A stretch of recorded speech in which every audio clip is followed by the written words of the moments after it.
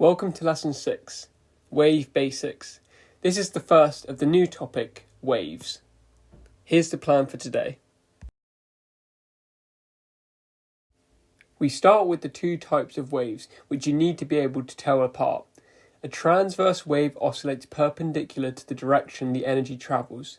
These can be electromagnetic waves or ripples on the surface of water. A longitudinal wave oscillates parallel to the direction of travel, as a series of compressions and rarefactions squeezing along. The classic example is sound. Perpendicular means transverse, along the line means longitudinal. Now the standard features of a wave. The amplitude is the maximum displacement from the middle. The wavelength, lambda, is the length of one full wave. The frequency, f, is how many times the waves pass per second, measured in hertz, and the period t is the time for one complete wave. Two equations tie them together. The period is 1 over the frequency, and the wave speed equals frequency times wavelength. V equals f lambda. These are two equations that you'll use constantly. Before we get started with phase, we need to know how we define the difference between 2 points on a wave. If we think of the start of the wave as 0 degrees and the end of the wave as 360 degrees, we can picture 2 points on a wave and the difference being the angle between them. This makes sense when we think about a wave being produced as a point spinning around a circle. Instead of degrees, however, we use something called radians. A radian can be between 0 and 2 pi. This should sound familiar thinking about the circumference of a circle, 2 pi r. So r is just 1 in this case, and the radian is the angle when the length of the circumference is equal to r. This is about 57.3 degrees, and 2 pi radians equals 360 degrees. This is the full circle. This just makes the calculations much easier to use, since degrees don't really have much of a use in this example. Make sure you're really secure on how to use radians. Phase difference tells you how far through their cycles the points are, and we measure it in radians.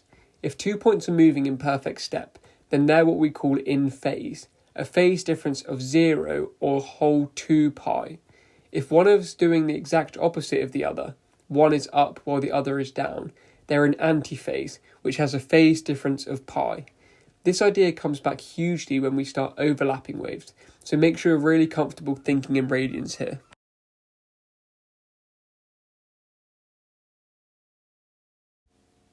Polarization is a property only transverse waves have. To polarize a wave is to restrict its oscillations to a single plane. The metaphor I like is a string being wiggled through a fence.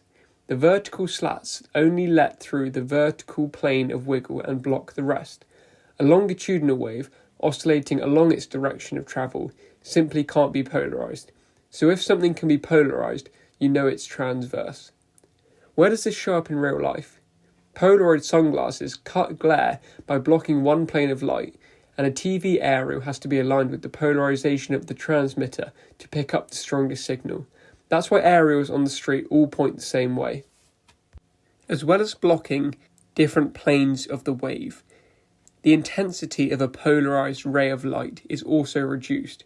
We can think of this because all of the different polarizations carry the same energy, but by not allowing some of them through, we're not letting that energy get to the eye. This means that the intensity is far lower.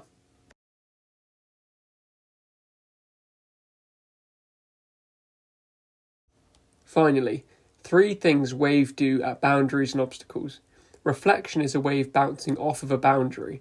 The angle it comes in at equals the angle that it goes out at.